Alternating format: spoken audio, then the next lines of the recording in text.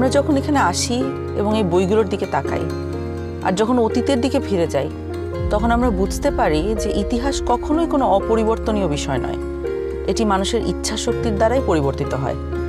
এখন আমাদের নিজেদের ভাগ্য এবং ইতিহাস আবারও নতুন করে লেখার সুযোগ নিয়ে এসেছে গণভোট 2026। সবার মনে একটা প্রশ্ন, গণভোটটা আসলে কি? গণভোটটা হলো আসলে একটা ভবিষ্যৎ বাংলাদেশের ম্যাপ।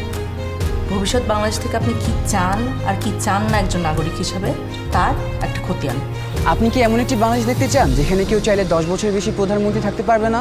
এমন বাংলাদেশ যেখানে সরকার চাইলেই বিরোধী দলের সম্মতি ছাড়া জরুরি অবস্থা জারি করতে পারবে না, চাইলেই জরুরি অবস্থার সময়ে নাগরিকের বেঁচে থাকার অধিকার কেড়ে নিতে পারবে না, চাইলেই এক্সট্রা জুডিশিয়াল কিলিং করতে পারবে না? আপনি কি চান সংসদে একটি উচ্চকক্ষ থাকুক? দলগুলো ক্ষমতায় গিয়ে 2/3 সদস্যের জোরে যেন সংবিধান যেমন ইচ্ছে বদলে না ফেলতে পারে, এটা চান? সংবিধানের যে কোনো পরিবর্তন করতে হলে উচ্চকক্ষের সমর্থন লাগুক, এটা চান? সংবিধানের কিছু গুরুত্বপূর্ণ বিষয়ের পরিবর্তন আপনার মতামত ছাড়া কেউ করতে না পারুক, অর্থাৎ গণভোট ছাড়া সংবিধানের গুরুত্বপূর্ণ বিধানের কোনো পরিবর্তন সরকার যেন করতে না পারুক। আপনি কি চান তত্ত্বাবধায়ক সরকার কিভাবে তৈরি হবে এটা সরকারি দল এবং বিরোধী দল মিলেই ঠিক করুক? একই রকমভাবে নির্বাচন কমিশন, পিএসসি, সিএজি এসব গুরুত্বপূর্ণ নিয়োগে বিরোধী দলেরও ভূমিকা থাকুক? আপনি কি চান সংসদে নারীদের প্রতিনিধিত্ব বাড়ুক?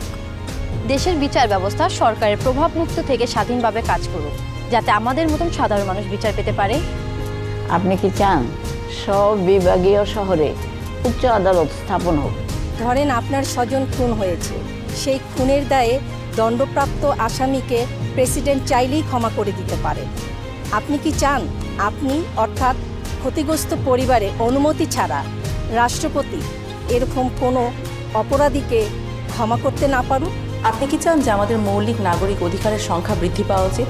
যেমন ধরেন ইন্টারনেট পাওয়া, এটাকে একটা মৌলিক নাগরিক অধিকার হওয়া উচিত, যাতে ভবিষ্যতে আবারও কোনো খুনি সরকারের সেই ইন্টারনেট বন্ধ করে আমাদের উপরে হত্যাযজ্ঞ না চালাতে পারে।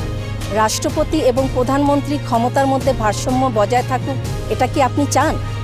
বাংলা ভাষার পাশাপাশি দেশের অন্যান্য জনগোষ্ঠীর ভাষার স্বীকৃতি পাক, এটা কি আপনি চান? আপনি যদি এই পরিবর্তনগুলো চান, আপনি যদি এই পরিবর্তনগুলো চান, আপনি যদি এই পরিবর্তনগুলো চান, তাহলে গণভোটে হাতে সিল মারুন। হাতে সিল মারুন। হ্যাঁ, সিল মারুন। হাতে সিল মারুন। হাতে সিল মারুন। হেতে সিল মারুন।